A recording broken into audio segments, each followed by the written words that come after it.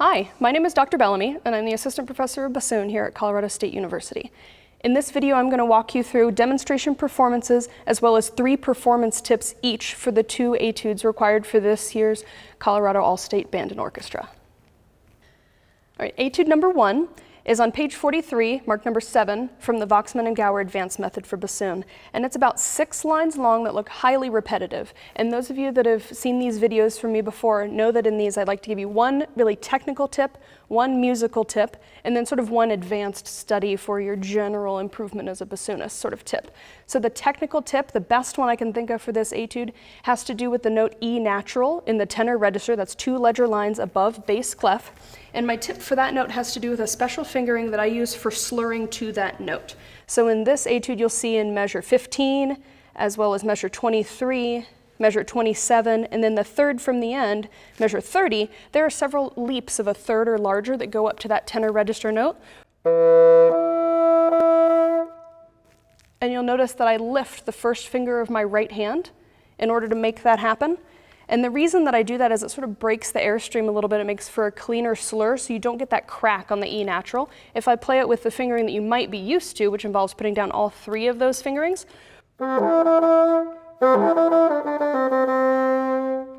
you get that cracking sound on the E natural if I lift the first finger up.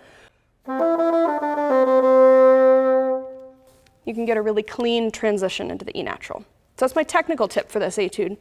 My musical tip for this is to make sure that you're continuing to phrase based on the downbeats and the notes that are the implied melody, rather than getting stuck inside those triplets. The best example of this is in the very beginning, where those first 4 measures have a really simple melody.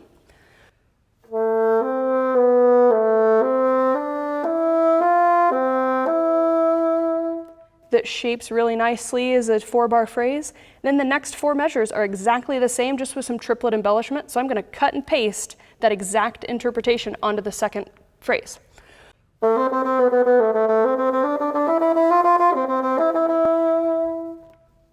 And you can do this every time there's a 4-bar phrase. Isolate the downbeat. I'm going to start at measure 17 now, which is where the cut for the Northern Colorado Honor Band happens in the CSU Honor Band. Instead of playing all the triplets to phrase, I'm just going to play the downbeats.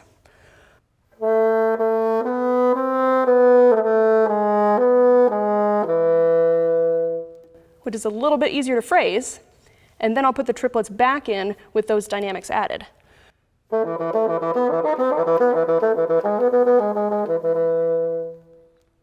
And it's a more interesting musical phrase. My third big takeaway for how to get better at the bassoon long-term through something like this etude has to do with intonation, and has to do with isolating that same first note of each phrase.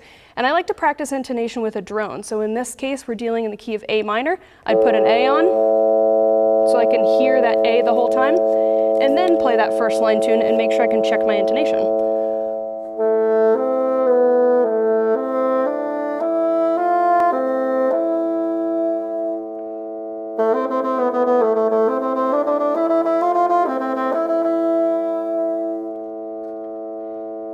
And with that sort of exercise, it's really revealing about whether or not those notes in the tenor register for you tend to be sharp because you've maybe grabbed a little bit with your embouchure, or tend to be flat if they're under supported. So now I'll do a run through, play you the whole etude so you have a reference recording for the first audition excerpt, number 7 from the Advanced Method for Bassoon.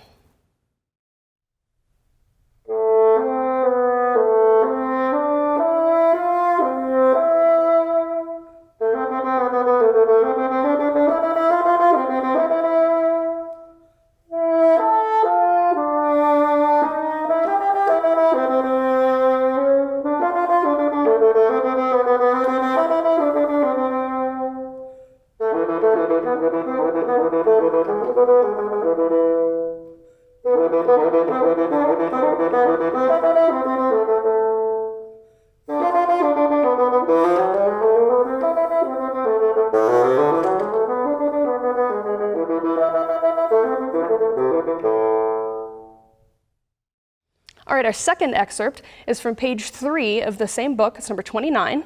And this is about 3 lines long.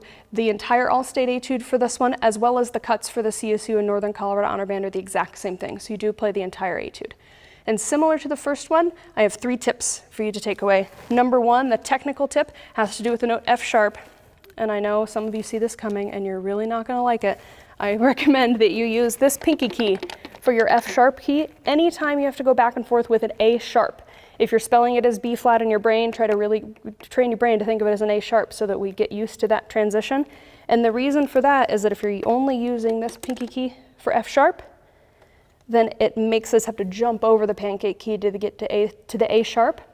And even if you're convinced it's super clear, I promise you we can hear a little tiny blip in between. So I'll play you the first measure with the fingering that most of us like, a little under tempo, which is that thumb F sharp, and you'll be able to hear the blip as I go from F sharp to A sharp.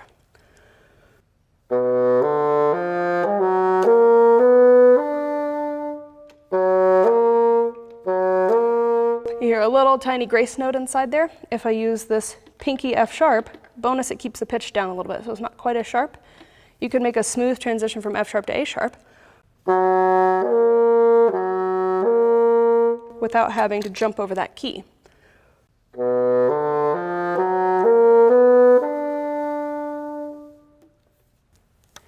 So if you take a note of how many times that happens in the Etude, this gets you 3 really clean transitions. Number 1 is in measure 1 between the F sharp and the A sharp. Number 2 is in measure 1, 2, 3, 4 between the F sharp and the lower A sharp. And the last one is at the very end, the second to last measure, again between the F sharp and the A sharp.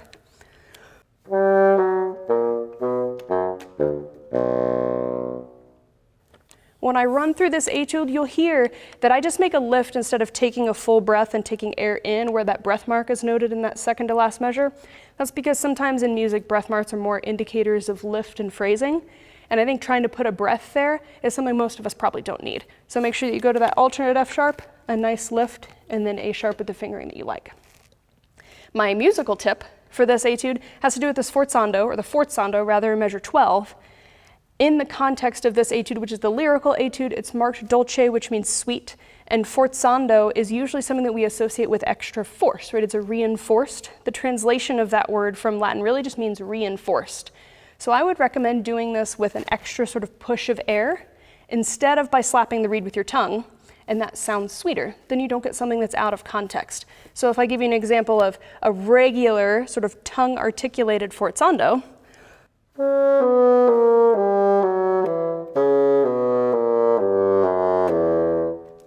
the C sharp kind of sounds like a punch. But if I had an extra little puff of air, almost like a little bit of vibrato on the C sharp, you get a more dolce treatment of this accent.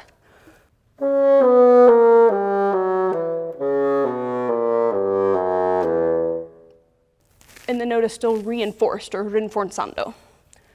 My last tip, the big takeaway for this one has to do more with how you're thinking about the notes, because this has a lot of sharps and a lot of double sharps in it. And as bassoonists, especially if we grew up in kind of band world from early on, we really prefer to look at flats. And it's very tempting. I'm looking in measure, my goodness, all the sharps everywhere. I'm looking the last 3 measures, really. We have F sharp down to E sharp. If in your brain you're calling that F sharp to F natural because it's more comfortable right now, you're way more likely to play wrong notes in the next measure, and you're way more likely to have trouble with making sure that you get all of the correct sharps in the second to last measure. So making sure that you're reading the literal notes that are on the page, get comfortable with the idea of an E sharp with a G double sharp, even though in our fingers and our ears it feels and sounds like an A. That has to do with this transition as going through C sharp minor. If you like music theory, it makes more sense to see these sharps. But over the long term, getting used to looking at sharps, even though they feel and sound like flats, is going to make you better at sight reading. It's going to make you better at harmonic awareness and music theory when that point in your study comes up. And just like we did with the first Etude, it'll be much easier to tune when you know exactly what the name of the note is. So the measures that I'm looking at under tempo, the last 3 measures of this, my brain is thinking F sharp, E sharp, F sharp, E sharp. And then in that second beat, F sharp, G double sharp, A sharp, G double sharp. It's a lot of sharps, I know, but it's worth it because everything's leading to that C sharp.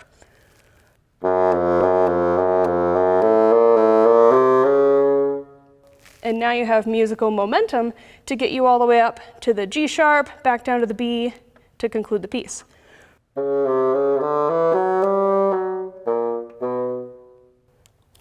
and the notes all relate to each other the way that they're supposed to and the way that they're intended to theoretically.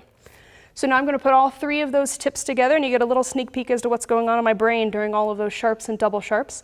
And here's a demonstration performance of the second all-state etude, number 29, from the advanced method for bassoon.